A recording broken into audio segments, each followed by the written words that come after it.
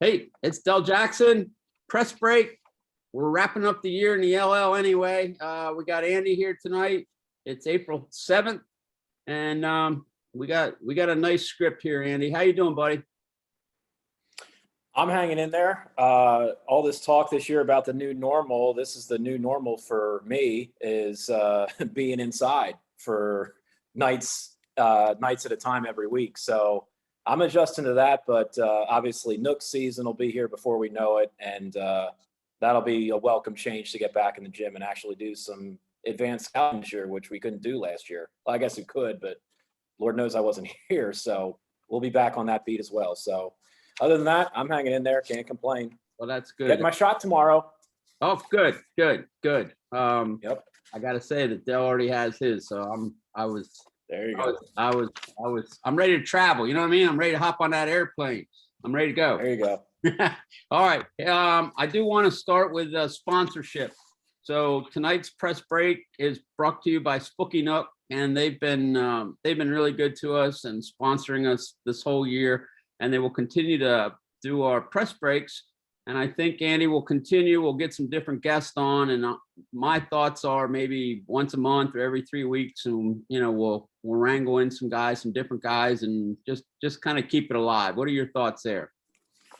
Sounds good to me. Lord knows we couldn't do a lot without them, and obviously having a big sponsor like Spooky Nook certainly helps. We appreciate the co-op that we have with them, and it certainly doesn't hurt. I pointed this out to you when we were up at Hershey. They're little banners there at the Giant Center for state finals, so it doesn't hurt to be rubbing elbows with some big names, I guess. So obviously them and all of our sponsors. You're right. I mean, and I know you and I were talking before the year about, gee, what is this going to look like? Because everybody's pinching pennies and everything like that. And I think you said it was probably one of our better advertising years in general. So I mean, we can't say enough about those guys for helping us out, and hopefully the product that you're paying for is reciprocated in a good product. So yeah. Well, it's a lot of it's getting their names out and being associated with us, and we appreciate that. So I'm going to go over the list of who has sponsored us this year. We're going to start with our platinum sponsors, and the platinum sponsors I put as platinum because they're sponsoring more than a little bit. They're on our live stream. They're on some pages. We retweet some things. So here we go. Platinum sponsors. We got Hearts PT, Stephen Grosh Law, Lewis Agency. That's in Millersville. He does Nationwide. He's still associated with Nationwide, but he's an independent. Circle W, who does part of our database for our website. A great bunch of guys to work with up there.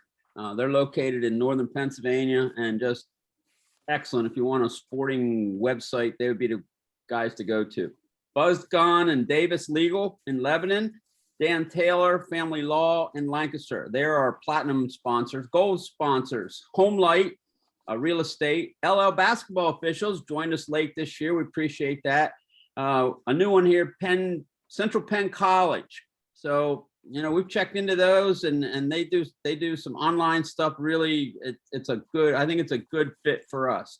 My Jersey, Pat Klein State Farm. He's located in Southern Lancaster. Sable McKinney, real estate agent, came on late. Effort of Bank, appreciate them. John Lichty, who's been with us since the beginning. He's accounting in Lancaster. Hannah Spiro, State Farm in Lebanon County. And I've already mentioned Circle W, so we're in good shape there. So we're gonna kind of hit. I got 5 or 6 things we're gonna try to get within the hour here, Andy, and we'll see how it goes. Let's do it. Okay. The first thing I want to talk about tonight is difficulties we had this year. I know I was concerned, and Andy was concerned about getting into gyms early in the year.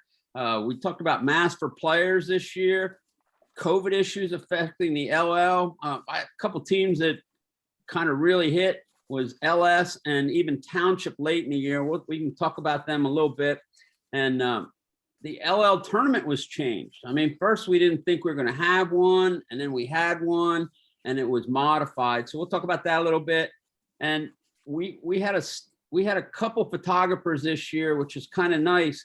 but we had some issues getting them in the gym, obviously, because of the COVID. So, hopefully next year we can have a little bit more of the galleries, but our 3 photographers that did some work for us was Mark P. Mark 22 has been with us off and on for the last 5-6 years. Max Molina started with us this year. He does some interesting, I don't even know I always call it design work. He does some stuff, and Lee Vivian, he's been around for a long time, kind of loves the McCaskey guys, and he's gotten out and done some games for us. So let's just start about, I don't know, Andy, let's start about Mask and the players and what you saw this year.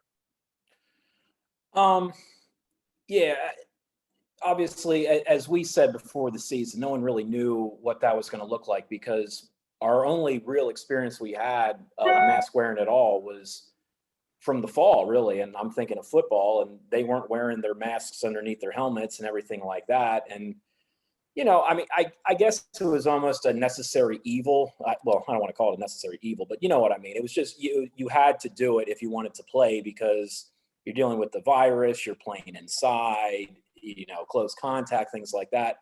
It was necessary for them to do it.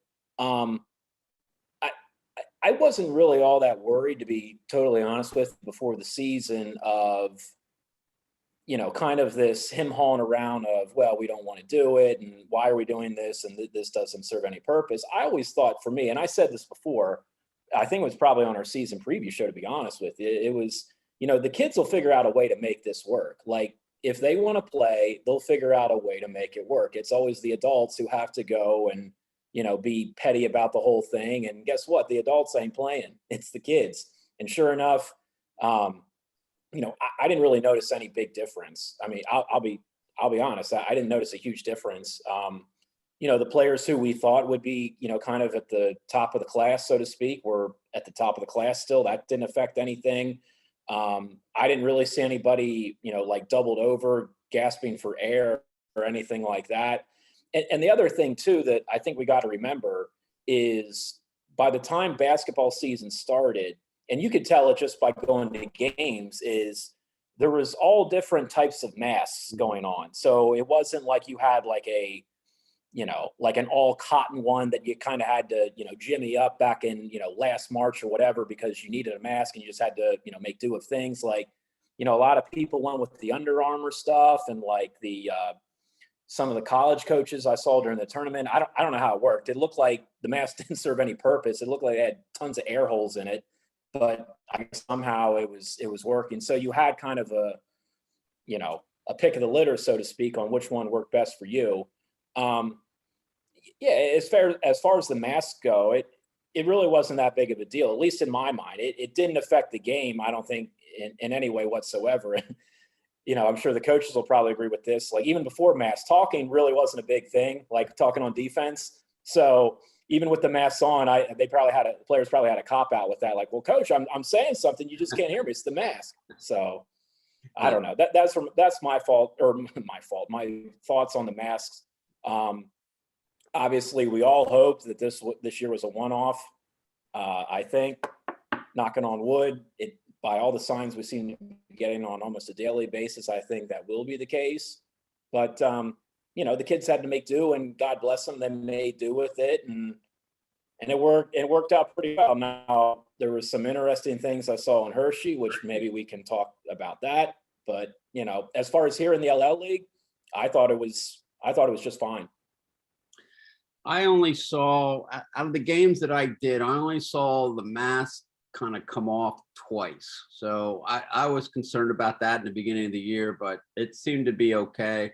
Hershey it was interesting up at Hershey. I mean, I did the girls game up there with Bruce, and some teams didn't have any. And another team that we saw played a team that didn't have a mask, and they had the Gators, and they just pulled their Gators down when the other team didn't have the mask. So, that was even. So it was good. It was good. All right. So let's talk about the LL tournament. I know you have some strong feelings about what maybe should have been done, could have been done. I was kind of happy that they did it. And I will say this, that our first night, call it what you want, was awesome.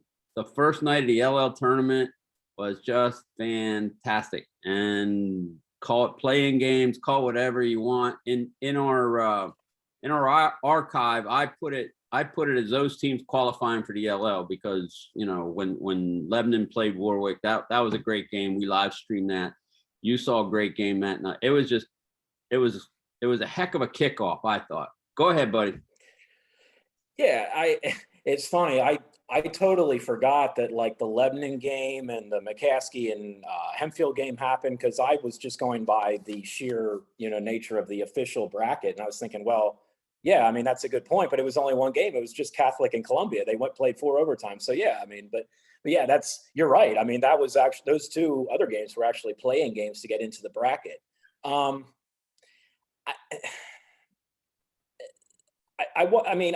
was thinking about this today. The 5-team things, again, I think it's everyone's hope and it's everyone's expectation that this was, again, a one-off.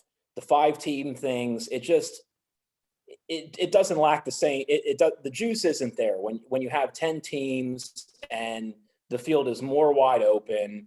I mean, what I will say about it is, for a 5-team format, I think the brackets kind of held serve the best way they possibly could, with erasing another half of entrance. And what I mean by that is, personally, I thought, based on everybody I saw up until that point, I thought the finals was going to be Catholic and whoever the Section 2 team was, Lebanon or Warwick. And all year I said it's 1 and 1A, and just whoever you want to put at 1, the others at 1A.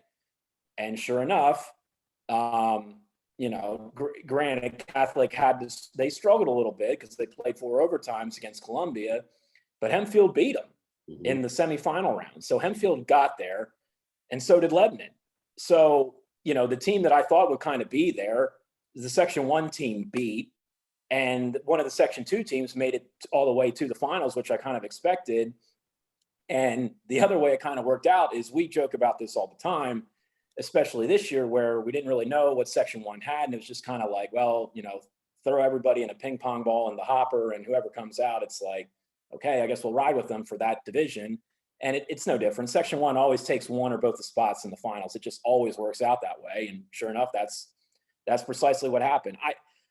I will say again, for 5 teams, I'm glad we did it.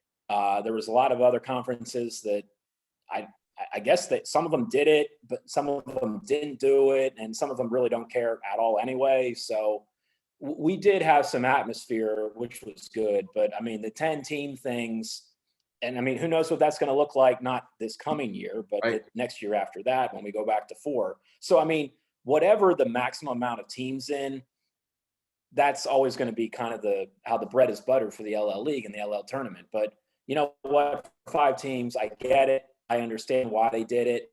And, thankful we got something, but it was a little disheartening. I'm not going to lie. When you heard, even just a couple weeks before the official word came down, it was like, hey, it sounds like it's going to be all systems go. It's going to be, 10 like everybody's used to. And yeah, maybe we can't have double headers at like Penn Manor or something like that, but we're pretty much going to get everything we can to juice this. But it is what it is. But I think for, 5 teams, it worked out fairly well. And as far as a championship game, I mean, it was probably one of the better ones we've seen in a while. So Yeah.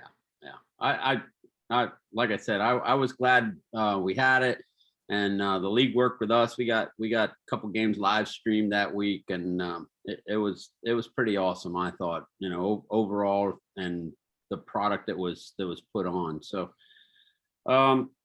yeah. So how about, like, how did COVID affect like the LL, and how did it affect district rankings? Can you speak to that at all? yeah, and I'll kind of throw this back to you too, because you were up at Hershey all week, and you saw, all, what was it? I guess 12 games, 6 boys, 6 girls. For me personally, and this kind of goes back to your earlier question about masks, and like, well, things didn't really feel that much different. It kind of felt like a normal year. For me, I would say after the Lebanon and Hempfield rematch in districts, from that game on, from that round on, is when I really noticed a difference in whoa, this is different as far as postseason goes. And like, I'm not really cool with it. I mean, again, I understand why everybody did it because it was just kind of a fire drill of, oh my God, let's just get this thing done. You know, granted, we can't have as many teams in it as we want, but let's just get this thing done because last year we couldn't get it done. Mhm. So, I mean, I understand that, but you know, like I'm thinking of a team like Warwick, and I think that was the next game I saw after Lebanon Hempfield was the game against Central Dauphin. Central Dauphin, you know, I don't know if they play a 10-game series. I still think Central Dauphin wins that. I don't know. I have no idea by how many games, but it was just the fact of, you know, Warwick was a damn good team. There's no other way to say it. And for them just to get totally locked out of the party, like everybody else, granted, who wasn't a district champ, is like, you know, it lacks, the postseason lacks what we're all used to. And, you know, I know that's just the nature of the beast for this year, excuse me. But, you know, I would say after the first round of districts is when I really saw a difference. And I mean, just in District 3 alone, let's just talk Cocalico. They won their first game 1-0 because West York, what was it? It was the day of or the day before they had a little bit of an outbreak or a tracing issue and they couldn't come. So Cocalico moves on by default. I think, what was it? 2A or 3A had the same thing, like York Catholic. Mm-hmm. And I plead ignorance. Either they couldn't play or the team they were supposed to play could not play. So there was a lot of that, you know, insertion, things like that. But for me, it was when you see the PIAA brackets and they just look so naked, it was like, that was kind of a punch in the gut. It's like, okay, this is really different because as a visual learner, it was like, wow, seeing that bracket have so few teams, it was like, that for me, that was really when I was like, okay, this year is very much different. I know that's kind of like a wonky thing to say, but it's like when that bracket was as naked as it was like, ouch, like this is different. So I don't know. I know that's kind of a big picture thing, but yeah, I mean, as far as District 3, we had our own automatic advancers because of COVID. So that played its way into the postseason for sure. So and then like Manheim Township was playing really, really well, going down the stretch, like super well. And then they got hit, not necessarily with their own COVID, but they had to quarantine because of the team they played before that. So it was sad for that team to be playing as well as they did, you know, beating teams down the stretch that were in the LLs. It was a tough pill for those guys. I felt. That was just me. Sure. Okay, let's talk about teams that did get into the PIAA and how they did. I mean, we had a couple district champs. Go ahead, big guy.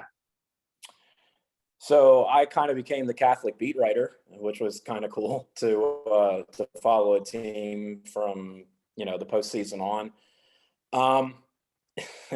You talk about a team with 9 lives. I mean, and when it's literally you got to get a trophy or you got to go home. I mean, how many times, like in the rematch against Columbia, they didn't go 4 overtimes, but they still had to sweat an awful lot against Columbia in the rematch. Camp Hill, I mean, they were dead. They were absolutely dead. They were down by 8 with like a minute 4 or something like that. And I was watching the YouTube of it, and I forget the exact sequence, but I think Camp Hill was, again, still up by 8 or something like that. They had a layup, missed it at the rim. Catholic comes down, makes a 3. It was either it was Conway or Roman, one of them. Then I think Camp Hill gets fouled, misses either a 1-and-1 or both the foul shots, and then the other one, either Conway or Roman, comes down, makes another 3. All of a sudden, it's a 2-point game, and then it's like you just had a weird feeling. Okay, it might as well be a tie game because Catholic's got this exactly where they want it. So they had to come out of that game to do that. So, and then who even did they play in districts? This is weird. Or in the finals, who did they? I'm totally drawing a blank. Catholic? Who do they play? Columbia. Yeah. That was in the championship? Oh, yes, it was. Yeah. Yeah, it was. Yeah. So, I mean, again, I already mentioned that beforehand. I guess I just, for whatever reason, all the Catholic and Columbia games kind of bleed together, I guess, because they were pretty much exactly the same. But, yeah, they got into states. And then another weird thing, which I wasn't totally cool with, but I was cool with living in Lancaster County, and I could go into Lancaster Catholic for a state playoff game not too far away, was the home court thing. And they played Riverside, a team from up Scranton way. And it was another case of cardiac crusaders. And, you just had a weird feeling. And I know you sent me a DM afterwards, like you just had a weird feeling with whatever it was, 19 seconds or something like that they were going to pull it out. Sure enough, they did. Roman rises up, hits a 3 at the buzzer. They win, walk-off style. And then they go down to Philly, and the shoe is on the other foot. Yeah. And Nassim Poplar, who's going to Miami, hits a 3 on him at the buzzer to put math, civics, and science into the state semis. At that point. Yeah, it was the semis, yep.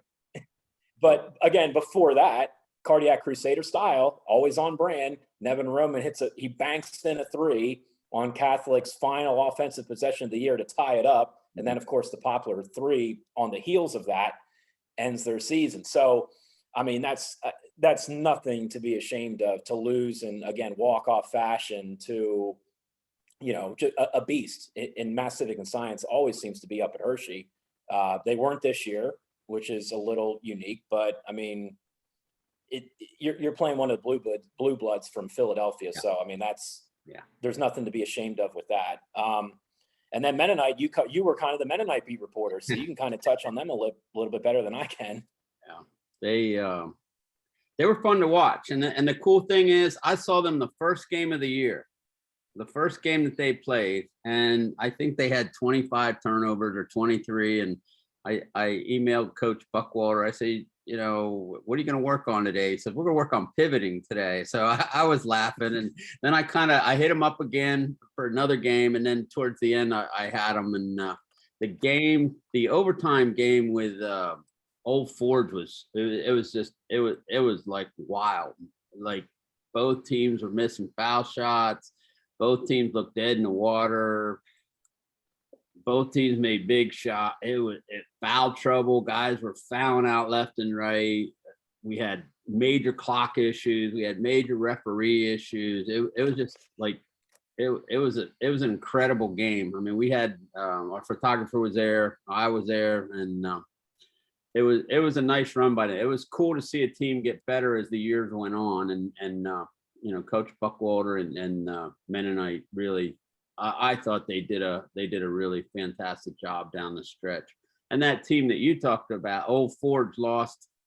Who did they lose to? They lost to the team that went into the States. I mean, and I saw that game on. Yeah, they played Constitution. Yeah. And remember, Old Forge was the one who had the positive test, and then that was the bewitching hour. Oh my God, is Constitution going to play? Is this game going to get played at all? Is it going to get played next week, 2 weeks? So. Yeah, and they did play, and they did play then. So that was good. I mean, it's good that I think all the state games did get played, all the finals. So that was a cool thing. How about like I saw Hempfield Wilson with the big boys. I saw Hempfield Lebanon on the rematch. That was a really good game. We live streamed that, and Wilson was really good. And of course, Reading was really good. So, probably the best teams came out of there. It's kind of sad when you were talking about the PIAA. It would have been interesting to see Wilson in a different bracket than Reading to see if they could fight their way towards that final. Now, I think, speaking of that, I think that the short bracket helped Reading this year a lot. Oh, absolutely. Yeah, absolutely. And this isn't meant to be a dig on Reading specifically, but you and I also talked, and when you only take district champs, the odds of chalk always coming out in whatever bracket, 1 to 6A, it's extremely odd that the champion is always just going to automatically go all the way through. Right. There's a couple teams that made it pretty far, made it to Hershey, that probably in a normal year with a full bracket probably wouldn't have gotten that far. I mean, there was a team up there this year. I've never heard of them. I've literally never heard of them. And now, I'm not some sort of savant with, knowing where campuses are and things like that, but it was like, I'd never heard of these kids before. So good on them for getting that far. But it was just, that's another one of these pieces where with such a short and condensed bracket, Do they get there normally? Probably not.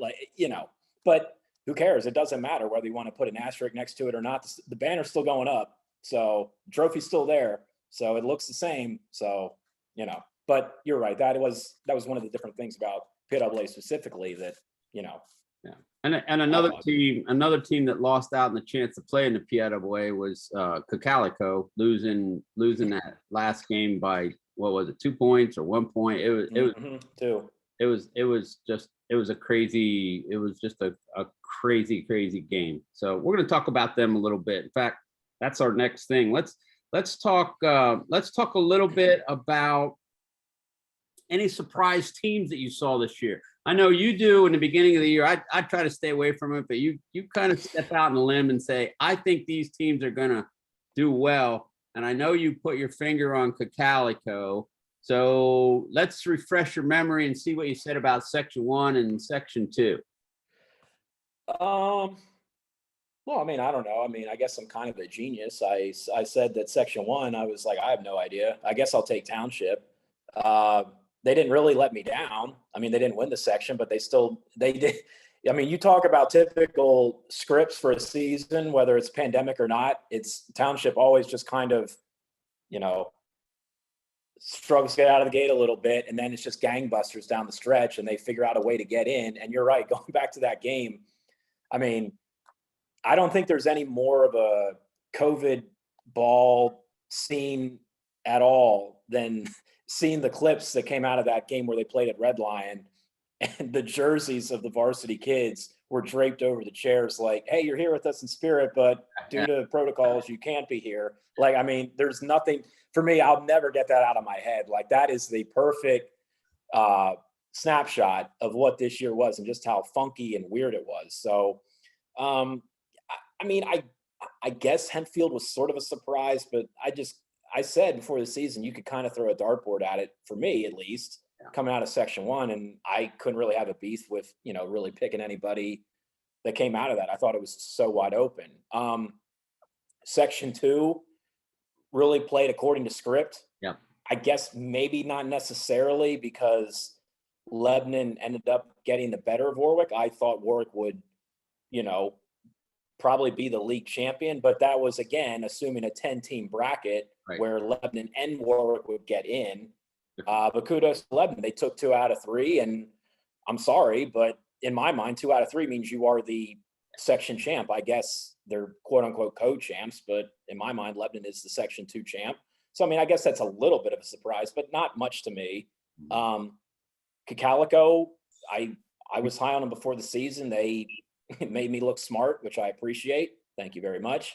I pay taxes in their district, so I would hope they would, do me a solid like that. So, no, I mean, they had another good year, and we can talk about the Lower Dolphin game. I know they don't want to talk about it. They're still smarting from it a little bit, but Section 4, again, it's the same thing. It's like last year we were thinking, okay, maybe it's going to be Elko's turn to finally take this back. Maybe Octorara is going to be good.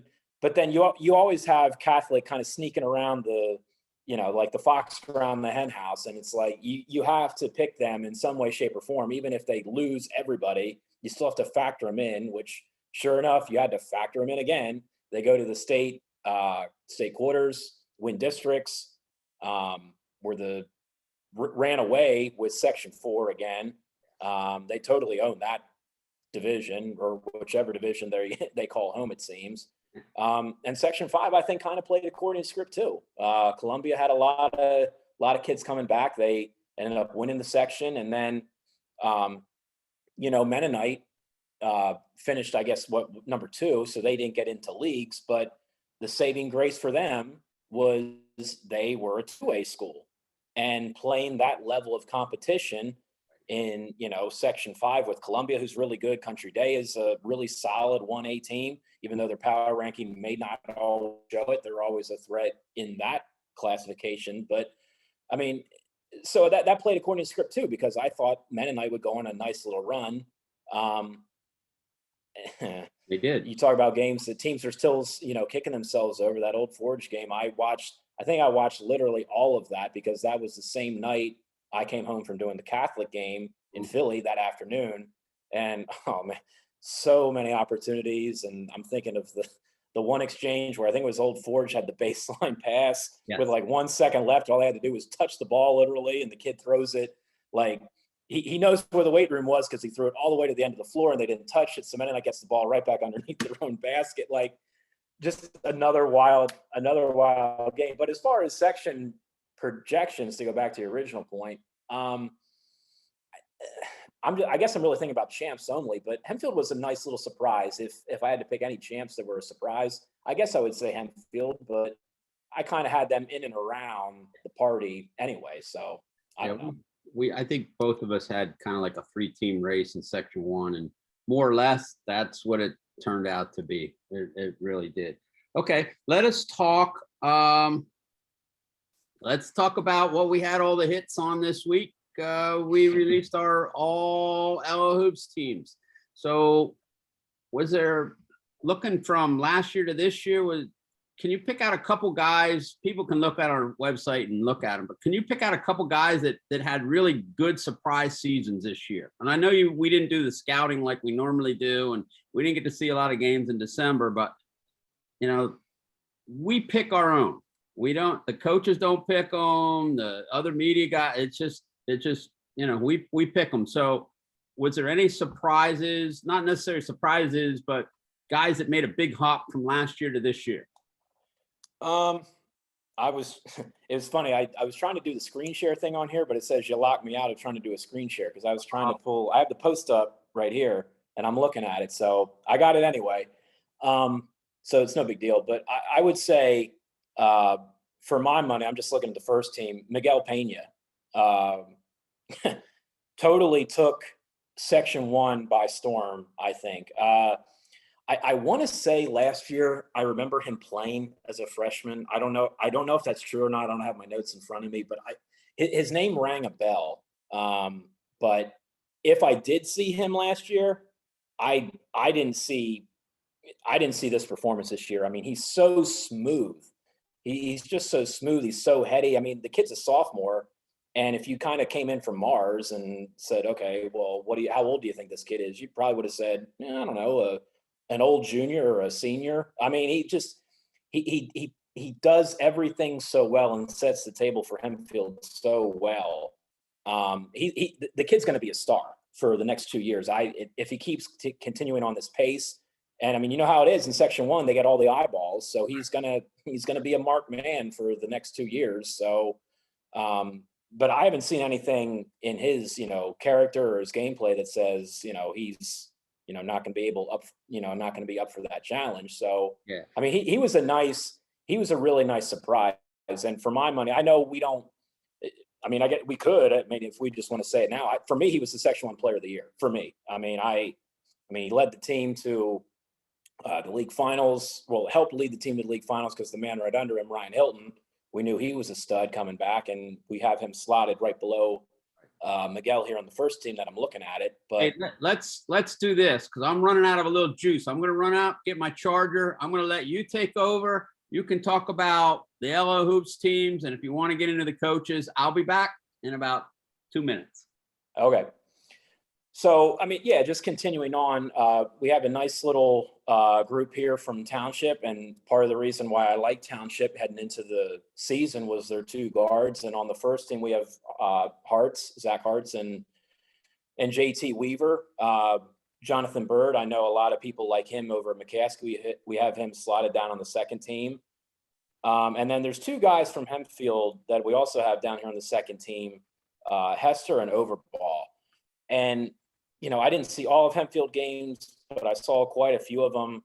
And while Pena and Hilton really, were the key scorers for that team, those 2, Overball and Hester, did so many big things. They had so many either big baskets or, big rebounds or things like that. Just all those little intangible stuff that really made Hempfield.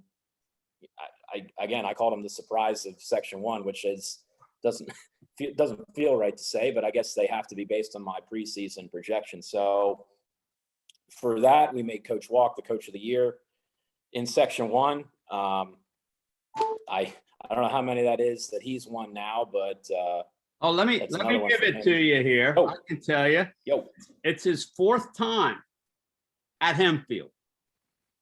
there you go. Section Coach of the Year, LO Hoops, 4. Nothing at Warwick.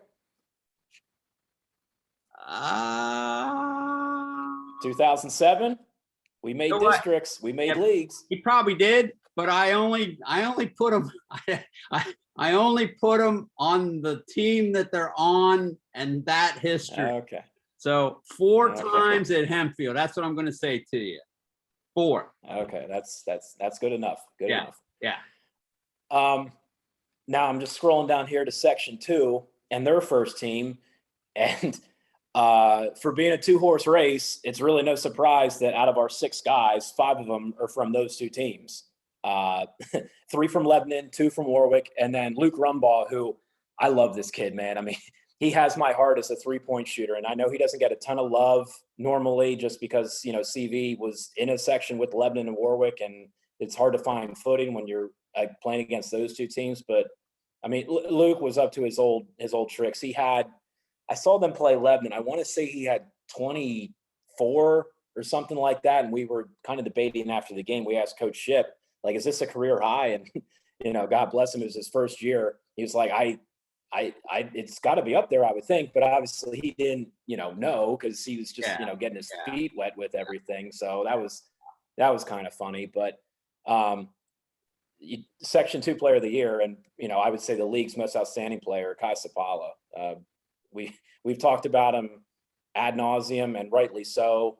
I mean, his transformation from the last 2 years, it's staggering. I don't know how else to put it. Like, and it seems weird too, because I called him the best player that program has had in a generation. And, I have roots in that program, so I would like to think I know what I'm talking about. But I mean, seriously, I think he is that good. And it's weird to say that because, again, he only really burst onto the scene, I would say, about, the last 2 years. So he's not 1,000-point scorer. So his name isn't going to be up on a banner or anything like that. They didn't, win a league title. I mean, I guess you put section championships up there. So he has some sort of a say in that. But it's just, and again, that was, to go back to the Central Dolphin game, that was another crime where, because they lost that game, it was, you got to go home. That's it.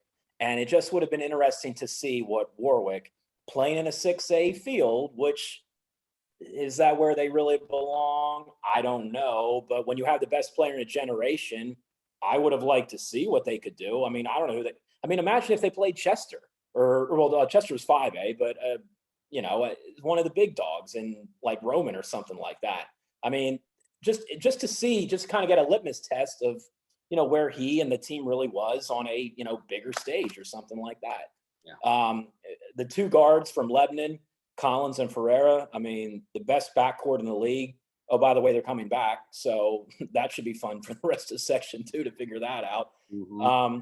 And the kid who doesn't get, I shouldn't say he doesn't get a ton of respect, but Isaiah Rodriguez was the X factor for Lebanon. I know I just said, I was just gushing over the 2 guards, and they're very good. But, you saw Lebanon too. Without Rodriguez, that team is so much different, because it's one thing to be totally guard heavy, but it's beautiful things when you're guard heavy and but you can throw it into just a piece that nobody else in your section in the league really has. So that kid had a fantastic year for the league champs. I mean, there's no other way to say it. And then you had 2 kids here on the second team from E-Town. E-Town, you talk about COVID, that was another weird team. They played just straight up league only, division only, I think. Mm-hmm. So didn't get a whole lot of, outside of literally the county borders, from beyond that. So, I mean, that was section 2, largely dominated by Lebanon and Warwick, which, rightly so. That's what the results bared out. And, if you're going to beat Warwick 2 out of 3 times, then, shoot, you should be coach of the year. And that's what Coach Spearout was. So hats off to him. So that's section 2. Any thoughts from you on section 2? Or did I take everything from you? No. You had it all. So the top dogs are the top dogs, and there's a reason why they're the top dogs, because they got top players. I mean, that's basically it. I mean, I think we're going to see some growth from E-Town next year. I think we'll see some growth from CV next year too. So that ought to be it ought to be more competitive top to bottom next year than it was this year as far as the section. So anyway, keep rolling, brother. If you wanna keep going, or we want to get into the coach of the year, it's up to you. We can keep going down to section 3. Player of the year for my money was Carter Nunnerville Cacalico. It's hard to put into words really what he meant to this team, and really here that the team in general had. And this was, it's funny, and we talk about how, really the shrinkage of brackets and the shrinkage of entrance were, kind of almost an unwelcome change to those of us that are, used to the, massive brackets and, traveling all over the place because everybody's in it type of thing. But you can make an argument that there was no bigger beneficiary of the shortened brackets and everything else than Cacalico. I mean, they were, what were they? They were a 5, I think. They were a 5 seed. So they ended up going all the way to the district title game, which again, we can talk about that. But one of the things that I think touches on Carter's importance is, if you remember, I was kind of joking with Coach Sigmund when he was on here not all that long ago, not the one way back last April, but during the season. And I was kind of making the joke about the number 4 jersey because, I'm thinking of Tucker Lesko and, everybody like that. And he was like, well, funny you should say that, because we actually basically bestow the number 4 jersey to our best player, and the player who best, exemplifies what it is to be a Cacalico Eagle. So that right there speaks volumes to the kid himself. I mean, he won player of the game in the LS game that we did. He got his little, long sleeve, outfit that we made up for him, and he deserved that for his exploits in that game. But I mean, he was just a matchup nightmare. I mean, he could stretch the floor, and I mean, shades of number 4. Poole, Andy, where did he pick? I don't know if he has picked yet. Okay. I know a lot of our local schools have been sniffing around for quite a bit. Okay. He's not decided yet. I don't believe so. Okay. I don't believe so. At least I haven't seen anything. Okay. I would say somewhere around like an LVC type of level, right around there, I think is where he's going to fit in. And I think he's going to be a good fit for it. I mean, what is he, 6'3" or something like that, but has all the skills of a guard. So, and for my money, player of the year for, really the story of the year for Cacalico. Right below him, I'm just looking at the names in no particular order.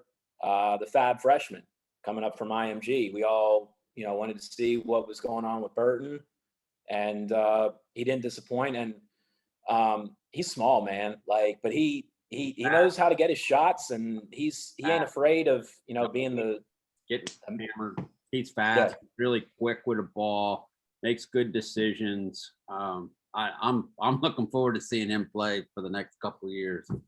Yeah, no, he is the mouse in the house, but he ain't afraid of it. That's for certain. And then we got the sharpshooter, the marksman, Trey Rios here from Mannheim Central.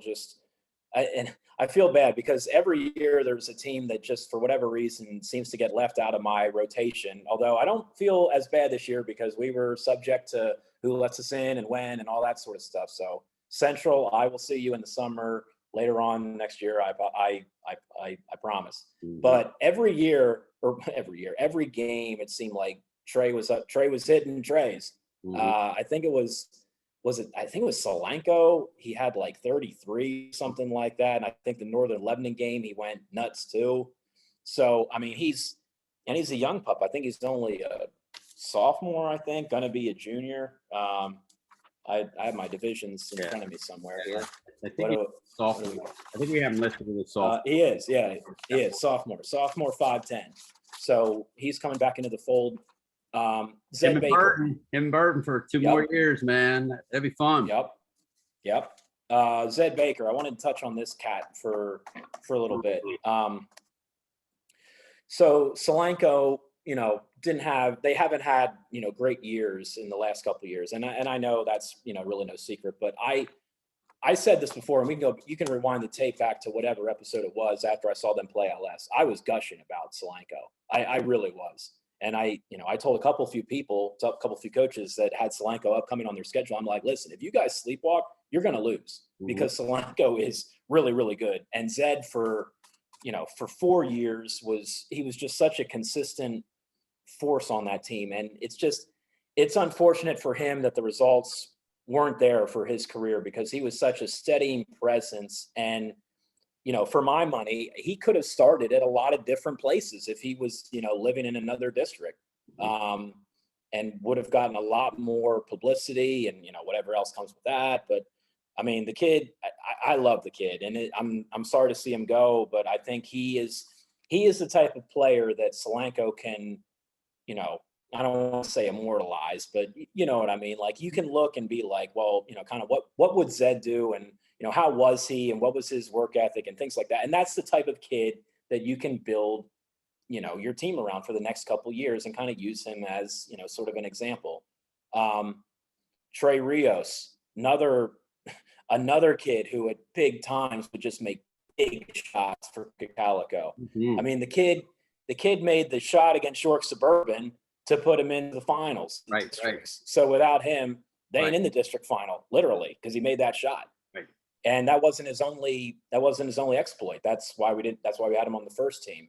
And then we have Jesse Martin from Garden Spot, and I guess by the way we teased it, he probably looked like the player of the year because you had him on the teaser snapshot with his picture. So we don't do players of the year. He's on the first team. We don't do players of the year. I said I had to look for some shots. I'm like, you know what? This is the shot I'm going to use. This is the one I'm going to use. So Lee Vivian got them at Warwick. I think there was a big W behind him. So I think they were. Yep. So anyway, but and then it was all good. And it's good to get him on there. You know what I'm saying? We always got to give love to Coach Muss in the spot, boys, for sure. Yeah. And then just kind of glancing at our second team, Calico, Central, and LS really litter the field here. And those were the top three teams who we kind of thought would be changing positions all year long. And sure enough, they were. And then, the other kid we have on here is Tyler Berger. And I'm looking at him here, another sophomore. Yeah. And he had a really good game in the LS game. So, and that was the game that I really was impressed with Solanco. So, maybe Berger is the next Baker. I don't know. Yeah. But could be. So he's another young bright spot for, and we can touch on this later, kind of big picture with the league once we close this out, but just another cat that, it's going to be fun to watch him play and watch his teams play for the next couple of years. And begrudgingly, I guess we had to give Coach of the Year to Coach Sigmund. So that's all I have to say. He knows I love him. So. Runner-up district coach, man, and section champ. It's like you can't go wrong there. I guess. You can't. How about section 4? I know what it was dominated by, but I know you have a special player that you really like to talk about in section 4. So for me, you can make an argument between most outstanding player and most valuable player. For me, always and forever, those can be two separate arguments. It doesn't have to be one and the same. And I kind of just teased it before, but I said Kai Sapala is the most outstanding player. Mm-hmm. But the most valuable player for me is Devin Atkinson. And for me, it's really not close. It's just not.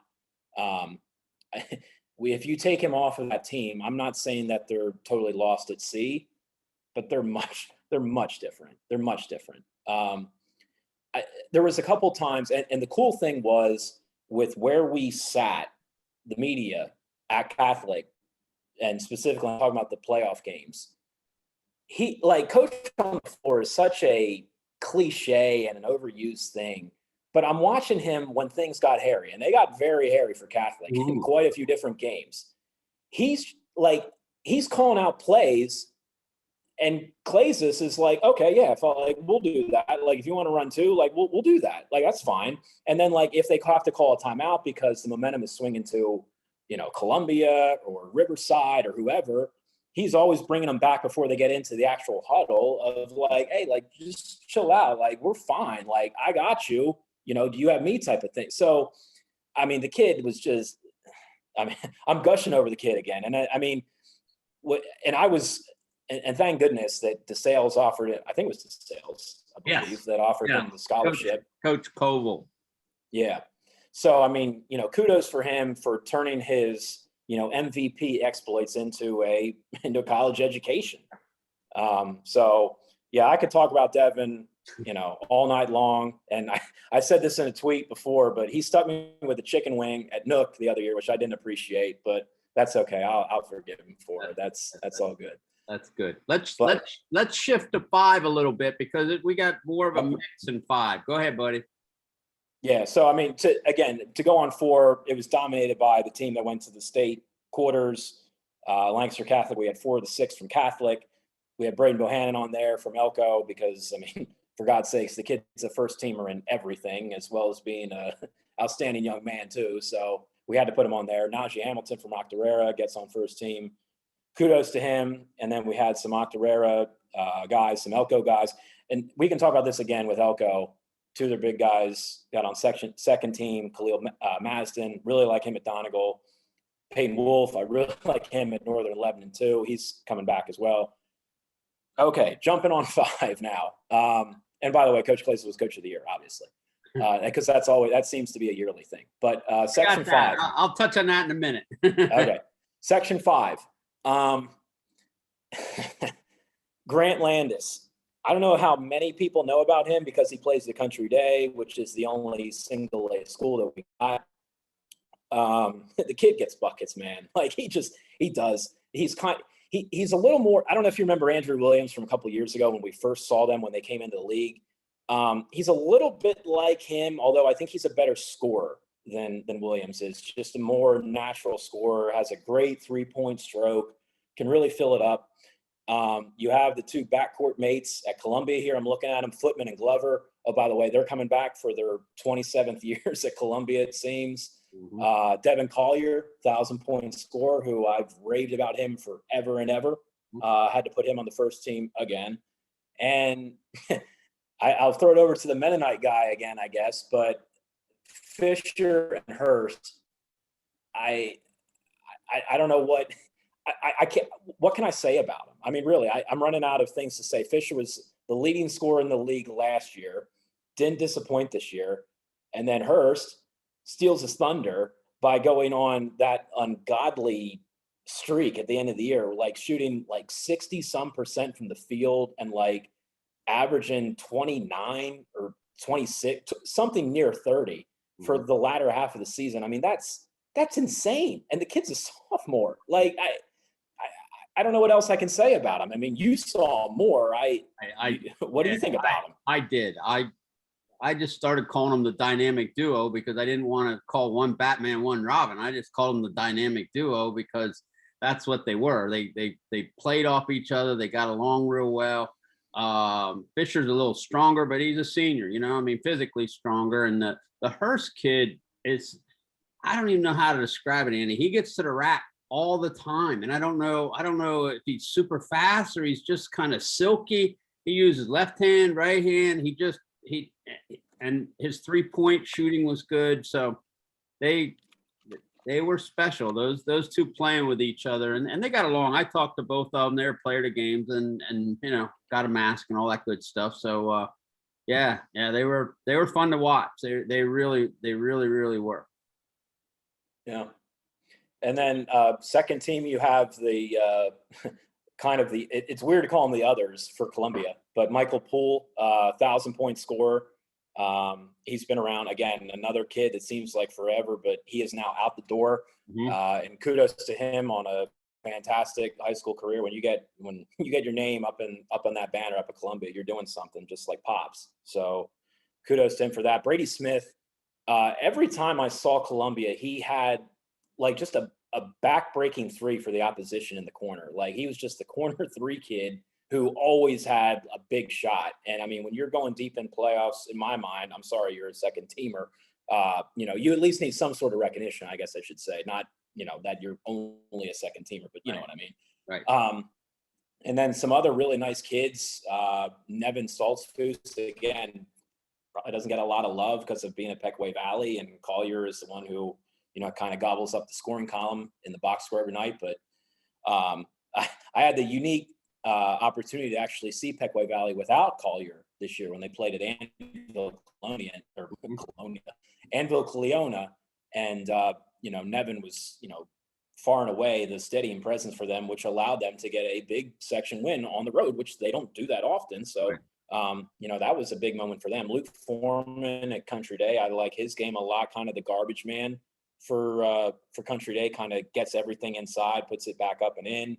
An integral piece when you're competing in 1A. I mean, when you can get, buckets like that, against schools that, probably aren't the world's biggest in size inside, he's a key piece of the puzzle. Lance Lennon, who had a really good career at Country Day. I also put him on here. And Yadiel Cruz at Anvil Cleona, talking about beat reporters. I saw Anvil Cleona three games in a row. I was the Anvil Cleona guy for a week. So that was a unique experience. So I thought he was certainly deserving of some sort of an honor. And touching on our coaches of the year, might seem a little unique to some people why we have coaches of the year in Section 5, but I'll explain basically why it is. So for the coaches ballot and everything like that, that is handed in before districts or during districts, but obviously not before states.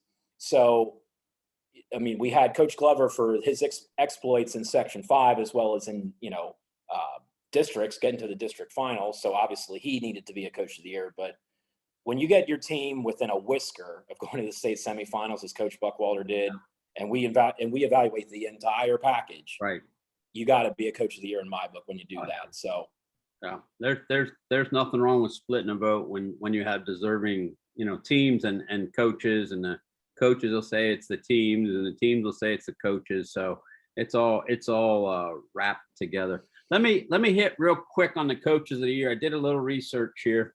We already talked about Danny. It was his 4th time at Hempfield. We got a couple first timers here. We got not that Tim Spiro is his first time, but it is his 2nd time. He won it in 2017 as well. First timers would be Seth Sigmund at Calico and Seth Buckwalter and Coach Glover. So, I don't know, last year, did we not give it to Coach Glover? I mean, they went 2 years in a row unbeaten, I think, in Section 5. Is that not correct? Maybe I'm missing something. Maybe I didn't get him in last year, but I think they won. I know they went undefeated last year, and I think they went undefeated this year in section as well. Yes, they beat Mennonite. I believe so. Yes, I saw the first game, and I think they beat them up on the hill too. So maybe that's the 2nd time. So anyway, and Joe only has 11 coaches of the year. Well, and he won't come on. He doesn't have a Danny dozen. And he won't come on with us. So I don't get that. I think he's camera shy, or, I'm afraid, maybe you'll ask him about some X's and O's and he'll get mad at you. I don't know. We'd like to get him on. We'd like to get Coach Walk on too. So, hey, let's switch to top games. We'll just touch on them a little bit. Like, I picked out a couple games that I saw that were really cool. LS Calico, the first one, won on a buzzer beater. The Old Forge Lancaster Mennonite double overtime PIAA game. We touched on that a little bit. I got another one that people kind of forgot. I kind of forgot. I looked through the records. It was McCaskey over Township, 62-60, which kind of kept Township out of the talk for the section, and the one kid that I don't know if we mentioned was the Hassan Williams. I don't know if you hit on him. Yes. I was out getting. I did not. I am super impressed with him. I think he's a tough out. He really is. And then I was lucky enough to get on the floor for the Reading game. Not that it was an LL team, but he's kind of like a adopted coach. Some of the Reading guys we kind of give a little love to with Bruce, and I think probably we'll have him on in a Zoom here at some point. So he's he's a fun interview for sure. So do you have a couple highlighted games that you saw this year? Yeah, I'm looking through my notepad here because there's so many games when you see everybody at least once that everything just kind of jumbles together. But obviously the 4 overtime game was just incredible. But obviously that I'm going to kind of toss that aside because everybody knows about that because that's kind of the obvious answer. And that's been hashed out before of, just how great of a game it was. And it was, but the one game to me, and you touched on the Old Forge game with Mennonite, and this is in the same vein, the Cacalico and Lower Dolphin game was unique. It's not very often that you have a final score of 24-22.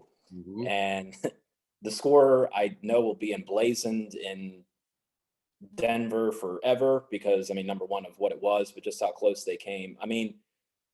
I can't tell you how good Cacalico played in that game. And I know that sounds weird when the teams combined for, barely over 40 points and they struggle to get in the 20s themselves. But the script, everybody knows the script. If they know LL Hoops, Cacalico makes no apologies. They're going to make it as ugly as they possibly can. And then they're going to muck it up even after that. Yep. And they played that game to a perfect script.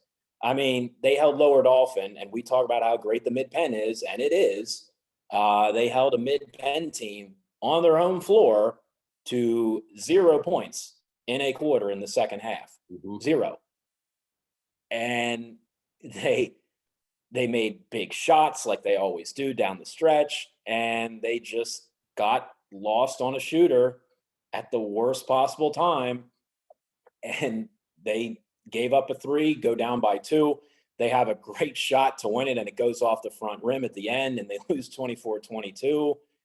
And, oh, yeah, by the way, it's COVID ball, and you're done. So congrats on getting to this district final and playing the best game you played all year, but that's it.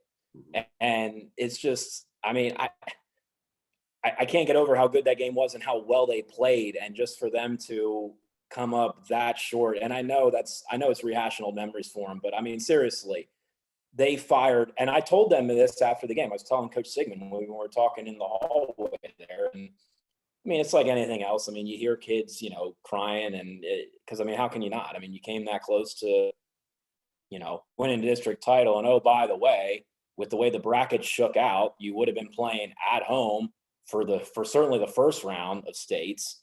And then I guess Lower Dolphin got moved to, somewhere out by Altoona because they played Cathedral Prep. So Cacalico would have had to go out there too.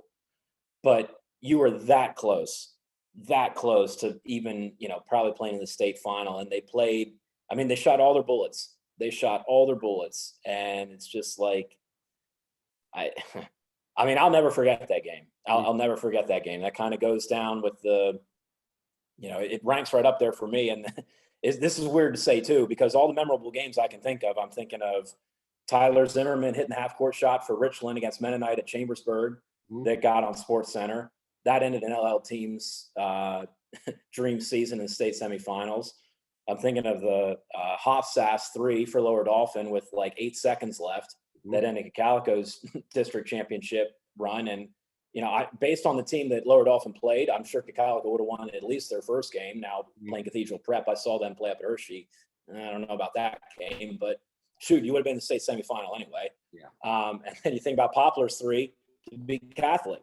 So right. The three of the more memorable games I've seen on big stages, we just come up razor thin. So I don't know, but that game, just they played so well. And it just wasn't enough. And sometimes that's the way it goes. But they were so close, man. Like I don't know what to say. But yeah, I'm sure there were other great games, but I still think of that game every day. I really do. Like it's just, I don't know.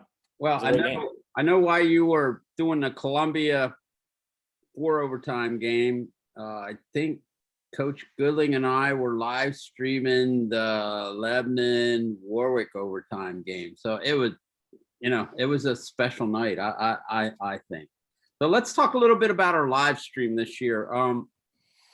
We got a chance to do the LL finals. I think we did one of the semifinal games too. I think it was Lebanon and Cacalico, as a matter of fact, up at Lebanon. Yep. And we got 12 games in, which surprised the heck out of me when I looked at it, because we were having problems getting into the gyms, and then we had some technical problems along the way, which,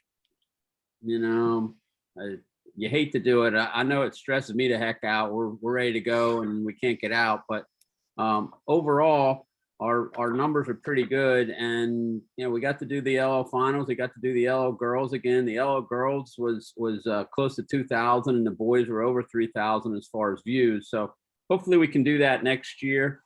The one thing that I thought was pretty cool is our guys that do the live stream, the announcers, Coach Goodling and Eric Thomas. They were on the NFHS pay-per-view stuff up at Hershey, and that was pretty cool. And I got pulled into there. Bruce Bagley allowed me to do some analysis of the games, and that was pretty fun. We were way up there, but that was it was different. But what I'm saying to you is we have guys at a state and national level recognized that are doing our live stream, and I think that's pretty cool. Yeah, I mean that's the highest stage in Pennsylvania ball, outside of obviously PCN, which right. You have to subscribe to cable, which I don't. So yeah, if I couldn't get tickets this year, which by the grace of God I got tickets into both Friday night and Saturday night, specifically Saturday night because I saw the Reading game, and thank goodness I did, because you hear about games, but it's hard for obviously us we don't see Reading all the time, and they're not one of ours to quantify that, because obviously seeing state champion would be in that discussion. But yeah, I mean you're right, because I don't have PCN, so I couldn't, if I didn't get tickets, I couldn't see anything unless I subscribed to NFHS, which you guys were on, and yeah, I mean it doesn't hurt. It certainly doesn't hurt, and it kind of gives us some clout, I guess, to say, hey, listen, our guys are, in some ways deemed the best in the state because they get the assignment. Yeah, so it was pretty cool. Now, the one thing, and we talk about this all the time, is the possibility of pay for view type of thing. So we can't do what we do without the sponsorship, because we have expenses with equipment and paying guys and doing some things. So again, as of now, it's a free service, and we thank the sponsors for that. Let's just kind of wrap it up here with looking at next year a little bit. I mean, I know you touched on some of the guards, and the plans for next year for LL Hoops is we're hoping to do the finals. We'll have a fee for that. We're hoping to do some live stream. Probably, I'm looking at game of the week probably next year. So maybe an 8-game schedule. We'll continue to love to have sponsorship. The LL Hoops, I haven't updated the store, but I will do, if anybody wants a DVD or a stick of the finals, of the LL finals this year, we can do that. We'll put them in the store.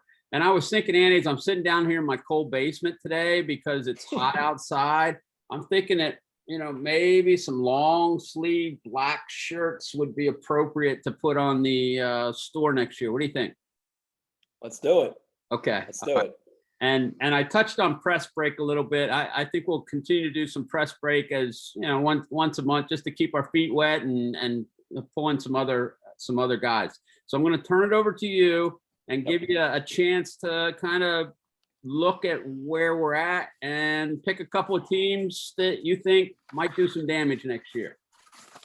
So I guess for me, big picture wise, and I'm not just saying this because this is the part of the show where we talk about, literally next year and beyond, but I think really in my heart of hearts, I think this year, even as weird as it was with, everything that was, different with everything, and we don't need to touch on that any longer, hopefully.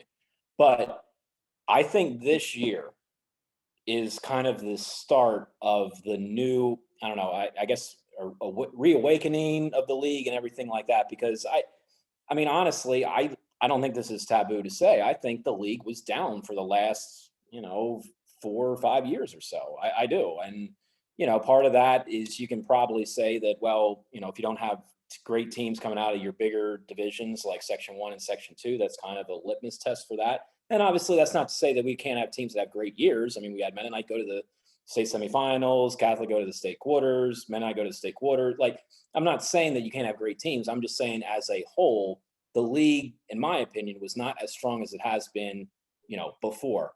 However, I think this year and all the talent that's coming back, I think this is going to be the year where really the LL gets back on some strong footing and tries their best to compete with the mid-pen. And I'm kind of taking the whole holistic look at this. I mean, Reading loses, I guess Reading does lose some. Well, no, Reading's going to be fine. Reading is loaded. But I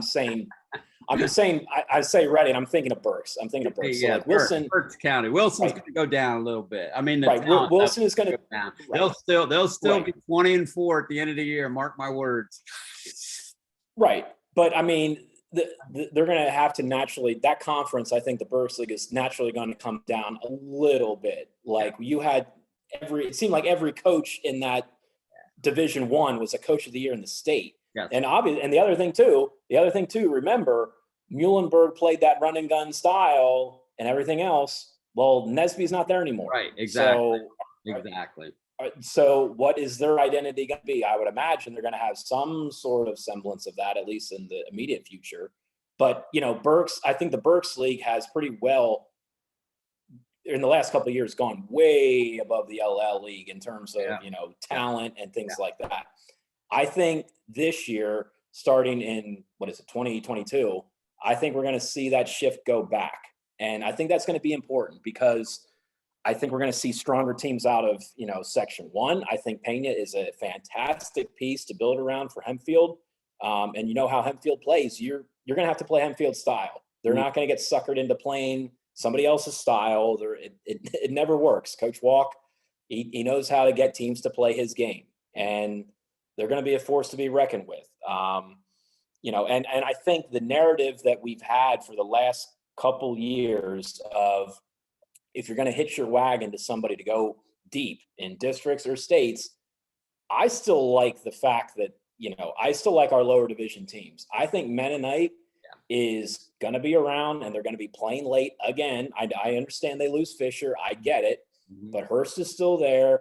They still have some other pieces. You really like the Weaver. Weaver, thank you. You like Weaver a lot. Columbia brings back the backcourt. That's going to be nice. Again, Catholic loses a lot, but it's a reload. It's never a rebuild there. It just, it never is. And there's no reason to think why it won't be again. And that's the other thing too. When you talk about districts and states, if the classifications stay the same, which they will, I mean, you have Mennonite playing in 2A. That's a godsend because they're a huge fish in the 2A pond, in my opinion. Columbia, that's probably right about where they belong. But you look who else is in, 3A in District 3, and they don't really take a back seat to anybody. If they do, it's to Catholic. And Catholic in 3A is an absolute nightmare for 3A to compete with on a routine basis. So if they stay in the exact same positions, which I'm assuming they will, you got to look at those three teams specifically to really do some great damage, far and beyond the league tournament. But then talking within our borders, I mean, if you're going to look at another team to kind of be the preseason favorite, again, without seeing anybody at Nook and anything, I like the Cedars. Yeah, I do. I love those two guards. I mean, they're Collins and Ferreira they're really the same player. They're interchangeable. They're both little dudes, and I love Collins, man. I love Luke Collins, man. He's feisty. I love that kid. So let me ask you about E-Town. Yeah. I mean, I saw E-Town, but the big guy didn't play that night. So he's a young guy. He's dunking. I mean, is he going to be a dominant player in Section 2 and in the LL? I would imagine. So I'm looking here at their roster right now. I mean, you're going to have Lebanon in that division. So that's going to be the beast that you're going to have to get around. But again, you're talking about size. Rodriguez ain't going to be there. So does that level the playing field a little bit more? I would certainly think it helps. It helps E-Town. Ephrata, I think I'm looking at them. I mean, they don't have a whole lot of 12th graders on this year's roster. So I think that bodes well for the future.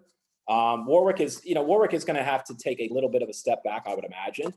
And maybe E-Town kind of slips into that role as maybe being the second banana. I don't know. Well, and that seems bad to say to, again, call the race over before the season even starts with Lebanon. But you know what I mean? Like, I'm just trying to think of things. The thing, if you want to talk about E-Town, the thing for them that is going to be huge, and it's going to be the same way it was for Coach Eckert as it was under Coach Parise, it's going to be getting those guys to play and just making them to be gym rats and getting over to Nook and, maybe going up to a team camp here or there and things like that. Because again, remember, they were the only team that got locked into playing. Yeah. Hey, the teams, that's who you're going to play, and that's it. Yeah. So, with them kind of stepping out and above the county borders, that's going to be big for them too. So if you want to talk about E-Town, I think this is going to be an enormous summer for them to see teams they literally did not see this year. So, How about CV second year under Coach Shipper? They got some guards coming back. They lose some, but they got some. I've heard they got some young talent coming up in the the JVs and the freshmen. There's some talent on the way, I heard. Yeah, and I mean, we certainly hope so, because obviously we know Coach Shipper very well. He's always been very kind to us, and we wish him nothing but the best. And we talked about this with CV before. It is outside of maybe Penn Manor, but the sleeping giant in the LL. You look at their demographics and their borders, and where they can kind of get kids from, and how big of a school they are in general, and all the pieces are there. Because there is no reason why, it shouldn't be based on kind of school size and history, why it shouldn't be like Lebanon and CV, maybe Warwick in there too, but, Lebanon, CV, and Warwick really duking it out for what is now currently Section 2. Does that mean it's going to be that way next year? I don't know. I think Luke Rumbaugh, we're going to see how big of a, how important he was to CV over the last couple of years, because I remember good joking with Coach Herr when he was still the coach. I'm like, because I get there, for the JV game sometimes, and I see this little guard, making threes all over the place in the JV game, and he's like, oh yeah, like he's got a few more years with us. I'm like, okay, like I mean that's, I mean he looks like he shouldn't be playing on varsity or anything like that, but then he goes out and just totally rips teams apart for 20 points a night, things like that. But I mean, you're right. I mean, I'm looking at him here. I mean, Rumbaugh is a senior. Here's another senior, 2, 3, 4, 5. Yeah, I mean, they have quite a few kids coming back. Austin Wirtz, who was on our second team, he was a junior. So if he comes out again, he's another nice senior to build around for 22. You got a freshman on here. That's always a nice piece to build around, because in a league that is so young, you're going to need your own young pups to kind of battle it out with them too. So yeah, I think CV, you would imagine all the pieces are there. And I saw today on Twitter, scrolling through, they're probably the first ones back at it. Open gym started tonight, so they're raring to go. So, that's cool. That's CV. Hey, the nice thing this summer is hopefully everybody will get to work with their kids and do things that they did the summer before. So, I think the brand of basketball should be a little bit better this year as well. I think that'll help kids develop, and coaches know their players and all that good stuff. But hey, we've had a wonderful year, buddy. I thank you for all your work, and I didn't count the number of games I went to, but I know you went to a bunch. I know I went to a bunch, and it's kind of cool to get around and talk to the coaches and talk to the athletic directors in particular this year. We had a lot of contact with them because I was emailing. It's like, hey, can Andy go to the game? Can Dell go to the game? Can we get a photographer in? Oh, by the way, I would like to live stream your game this week. Can we do that? It's like, oh my God. So it was good making some connections with those guys as well. And the league treated us real well with Zach Kraft and Ron Kennedy as well. So we continue to work with them next year, and hopefully we'll continue to do what we do and try to do it well. I agree. Big thank you to the ADs for, again, letting us in and kind of having that rapport with them, because, you know, you had no idea with number crunching and things like that of, you know, who is essential and things like that. So it was nice of them to consider LL Hoops official, I guess, in some way, shape, or form. And, you know, it was a little bit hairy at the beginning of the year of like, well, yeah, I got a number crunch and do that sort of thing. So, I mean, we had no issue. For me, I had no issues getting into where I wanted to get into, at least in terms of our league. And I tried to keep it, you know, specifically to our schools, again, we have a rapport with and things like that. So, right. So yeah, I mean, that puts an end on, I don't know if you can see this, but it's the pandemic year. I don't know if you can see that there, but pandemic year. Yep, I got it. Yep, I thought a little. One last thing is we will be releasing. I know they're working on the all-state teams. Mike Gross is coordinating that, and we have some input on that. So we'll be putting that up on our site as well. Thank you for helping with that as well, Andy. Yep. I'm good.